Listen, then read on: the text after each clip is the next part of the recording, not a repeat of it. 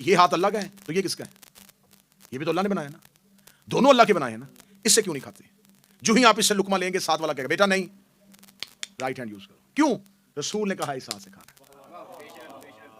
ہاتھ یہ بھی تو اللہ کا ہے، لیکن یہ رسول نے کہا ہے اس سے کھانا ہے.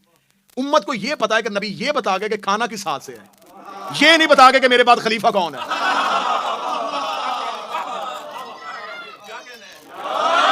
مجھے بول کے بتائیں کس ہاتھ سے کھانا کھانا ہے، کس ہاتھ سے کھانا کھانا یہ زیادہ ضروری تھا، یا میرے بعد خلیفہ کون ہوگا یہ زیادہ ضروری ہے؟ پانی بیٹھ کے پینا یا کھڑے ہو کے پینا یہ زیادہ ضروری تھا؟ کپڑے کیسے پہننے ہیں، سرما کیسے لگانا ہے، کنگھی کیسے کرنی ہے، خوشبو کیسے لگانی ہے، ٹوائلٹ میں پہلے کون سا پاؤں رکھنا ہے. ہاں ہاں ہاں، یہ آداب یہ تک بتا گئے، اور یہ بتا کے نہیں گئے کہ میرے بعد جانشین کون ہوگا. اب جنہوں نے یہ احکام ہم تک پہنچائے، یہ جتنے بھی احکامات ہیں یہ شریعت کے احکامات ہیں، بڑی بڑی باریک ڈیٹیلز ہیں شریعت پہ. یہ تمام احکامات کس کے ہیں؟ شریعت کے. اور جو شریعت کے ان تمام احکامات کے اوپر ہوتا ہے اسے کہتے ہیں حاکم، حاکم شرعی.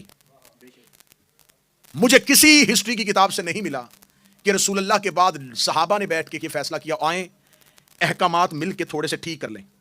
کیا ہم ایسے کر لیتے ہیں کہ ہم وضو جو ہے اس میں شرط کر لیتے ہیں کہ مسح پہلے کر لیتے ہیں اور وضو بعد میں کر لیتے ہیں؟ نہیں ہوا. کسی جگہ پہ کوئی کمیٹی بنی ہو، لوگوں نے اکٹھے ہو کے احکام شرعی جو ہیں وہ تبدیل کیے ہوں یا اپنی مرضی سے شریعت کے احکامات بنائے ہوں. میری تقریر اس مجمع کے لیے اس لیے نہیں ہے کہ میں اس کیمرے کی آنکھ سے وہاں تک پہنچنا چاہ رہا ہوں کہ جہاں اس پلیٹ فارم کو استعمال کرتے ہوئے میں اہل بیت کا حق پہنچ جاؤں. اب یہ جو احکامات شرعی ہیں، کیونکہ آپ کے لیے شاید باتیں عمومی ہوں گی، یہ بڑی نارمل سطح کی باتیں ہوں گی، لیکن جہاں میرا ہدف ہے وہاں یہ بات دماغ کو بڑی شدت سے جھنجھوڑے گی. شریعت کے احکامات کے لیے کہیں کوئی کمیٹی نہیں بنی، کہیں مسلمانوں نے فیصلہ نہیں کیا. یہ امام بارگاہ ہے، اس امام بارگاہ کی ایک آرگنائزیشن ہے جو اس کی مینجمنٹ کو دیکھتی ہے، اس کے تمام چیزوں کو دیکھتی ہے. اب اس کے اندر کہ دروازہ کس طرف کھلنا چاہیے، ونڈو کیسی ہونی چاہیے، نماز کس ٹائم پہ ہوگی، یہ تمام چیزیں مینجمنٹ کمیٹی کی ہیں. لیکن اس سے کہیں زیادہ ضروری ہے کہ مینجمنٹ ایسی ہونی چاہیے جو بعد میں ان تمام چیزوں کو چلا سکے.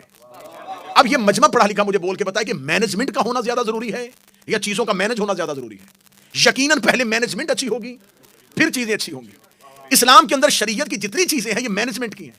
مجھے یہ سمجھ میں نہیں آ رہا کہ شریعت کی چیزیں امت نے بیٹھ کے طے نہیں کی اور حاکم شرعی امت نے خود چن لیا.